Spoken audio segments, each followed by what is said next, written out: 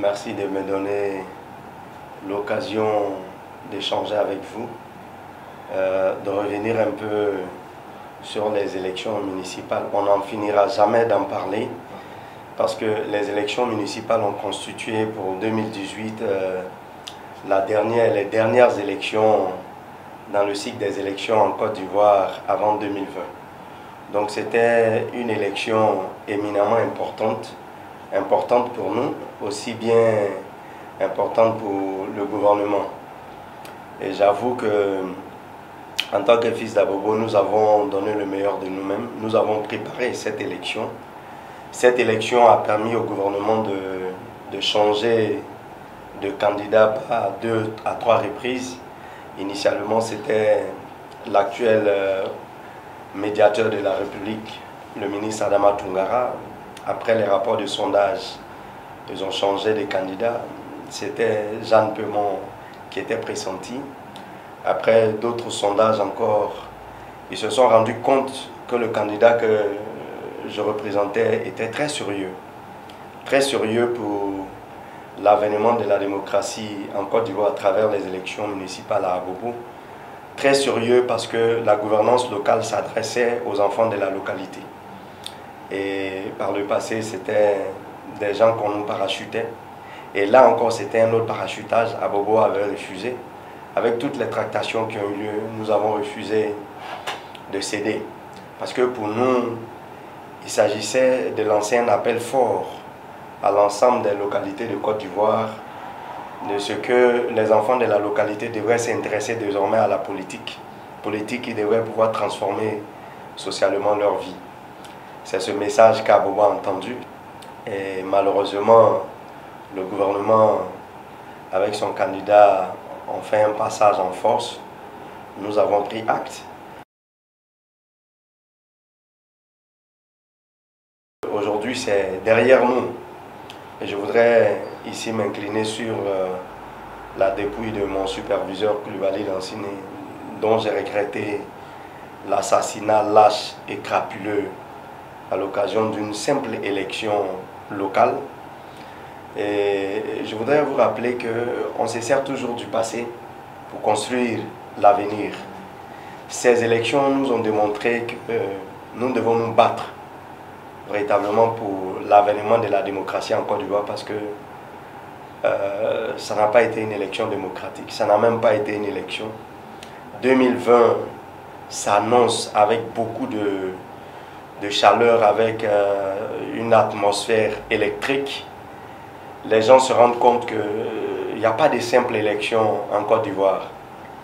Surtout que 2020 c'est une élection présidentielle. Ce que nous avons vu nous a révélé les insuffisances des institutions de la République. Les institutions ne sont pas fortes, les institutions ne sont pas indépendantes. On a vu la CEI, on a vu le Conseil constitutionnel, on a vu la Cour suprême. Les ingrédients de 2010 ont été renforcés à l'occasion donc de ces élections municipales qui ont démontré que toutes les institutions sont aux ordres de l'exécutif. Nous sommes en train de nous battre aujourd'hui. C'est vrai, en nous appuyant sur le passé douloureux, le passé récent, pour construire un état de droit, pour construire une démocratie au sens vrai du terme, pour construire une justice sociale, pour que n'importe quel candidat puisse de façon libre, en tant que citoyen, aller à une élection et puis, parce qu'il a bien préparé ces élections, pouvoir battre un ministre de la République. J'avoue que je suis républicain, je suis un citoyen respectueux du droit, j'ai voté les lois. Il ne nous appartient pas de façon affective de nous rapprocher, mais la loi de 2012 qui régit le fonctionnement des institutions locales m'autorise à aller siéger en tant que conseiller municipal, puisque nous sommes devant un fait accompli. Donc je siège au conseil municipal. Le rapprochement, il est de loi, il est de droit. J'ai participé au séminaire de formation des élus locaux C'était il y a 2 mois de cela. J'ai participé également il y a 2 semaines de cela au premier conseil municipal. Après le conseil, le ministre d'État a sollicité me rencontrer pour qu'on échange ensemble. J'ai accepté d'échanger avec lui.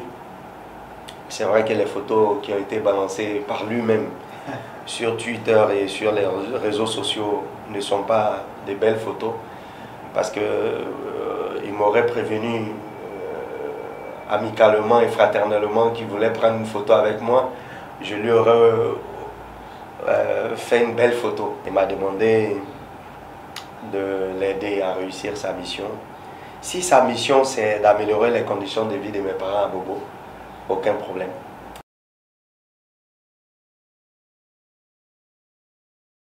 Pour moi, ce grand banditisme devrait connaître un recul avec l'avènement du président Alassane Ouattara au pouvoir, parce que ce sont des enfants qui ont été utilisés pour organiser les villes mortes ici à Abobo. Ce sont des enfants qui ont été utilisés pour prendre les armes, pour opposer la résistance au président Gbagbo. Pour moi, en prenant le pouvoir, les premières actions devraient pouvoir être de récupérer ces gens, de les transformer socialement et puis de les remettre à la disposition de la nation pour qu'ils deviennent des citoyens utiles et qu'ils oublient le passé. Malheureusement, ils ont été mis aux oubliettes. L'image qu'ils ont donnée à Abobo depuis l'avènement d'Adama Toungara, c'était un Abobo géré de connivence par les Nyamburo, qui sont réputés, comme je l'ai dit, pour la violence, et les politiques publiques, c'est-à-dire la municipalité. Ma candidature tire sa source de là. Je me suis dit qu'en tant qu'enfant d'Abobo, je refuse qu'on utilise les enfants d'Abobo pour aller gagner les élections, pour aller installer un président, pour installer un maire. Et puis quand on a fini avec l'installation, on oublie les enfants d'Abobo. C'est ce que nous avons constaté pendant les élections municipales. Le ministre d'État est venu. Les premières personnes qu'il a rencontrées à Bobo, c'était les Nyamburo de la Gaz. J'ai rappelé le samedi 16 dernier, à l'occasion d'un meeting, certaines de ses promesses, quand il a dit que s'il est maire d'Abobo, il va avoir la sécurité. Il est maire d'Abobo, la sécurité n'est pas de mise. Les enfants en conflit avec la loi qu'on appelle communément les microbes sévissent de façon encore plus radicale. J'ai rappelé également qu'il a dit à ces enfants-là et aux jeunes gens d'Abobo que s'ils sont inquiétés par les forces de l'ordre, qu'ils disent qu'ils sont les parents d'Abobo. Je lui ai rappelé que les 2 propos-là sont en train de nous créer beaucoup de problèmes ici à Bobo, et qu'il faut qu'en tant que ministre d'État, qui a dit pendant la campagne qu'il n'a pas besoin de parler à un ministre pour résoudre les problèmes d'Abobo, et qu'il parle avec le président 2 fois par jour, qu'il communique avec le président au téléphone, car à Bobo, nous sommes en train de mourir, d'être assassinés par les microbes. Moi, en tant que député, j'ai fait ce que je pouvais faire. C'était véritablement récupérer certains pour les reverser dans les centres de formation football, avec le peu de moyens que je peux, pour leur acheter des paires de magres, leur acheter des ballons, pour qu'ils aillent, parce qu'ils ont de l'énergie. Ce sont des enfants qui ont besoin d'être encadrés. Malheureusement, on les réutilise encore en leur tendant des billets de banque. Je déplore cela. Je pense que nous avons le devoir, en tant que politique publique, de ne pas les abandonner. J'ai déploré et je continue de dénoncer qu'à coup de milliards, on veuille transformer Abobo. Je suis d'accord. Mais la transformation d'Abobo ne peut pas se limiter à la transformation infrastructurelle. J'ai demandé qu'on commence d'abord par la construction, la transformation des enfants d'Abobo, en termes d'éducation, en termes de formation, en termes d'insertion socio-professionnelle. Quand on fait ça parallèlement au développement des infrastructures, je pense que ce développement des infrastructures peut être durable. Mais quand on va présenter les routes, quand on va présenter le reprofilage des voiries, alors qu'on ne connaît même pas les problèmes profonds de cette communauté, je dis qu'on est en train d'aller encore droit dans le mur. Malheureusement, eux, ils sont concentrés sur la conservation du pouvoir, ils voient plus clair. Je continue de les interpeller parce qu'aujourd'hui, je n'ai pas les moyens qu'il faut pour aider ces enfants, mais je serai le grand frère, le parent de ces enfants qui régulièrement dans l'arène politique va rappeler au président Alassane Ouattara, au Premier ministre, au gouvernement de la République de Côte d'Ivoire, à la municipalité, qu'aucun développement durable ne peut se faire ici à Bobo sans la transformation sociale de ces enfants-là. Les récupérer, même si on doit investir des milliards, c'est ce qui est normal de faire, pour que ces enfants puissent quitter les rues, pour aller vers des formations qualifiantes, pour qu'on puisse les insérer, pour que demain, ils deviennent des citoyens utiles à la nation.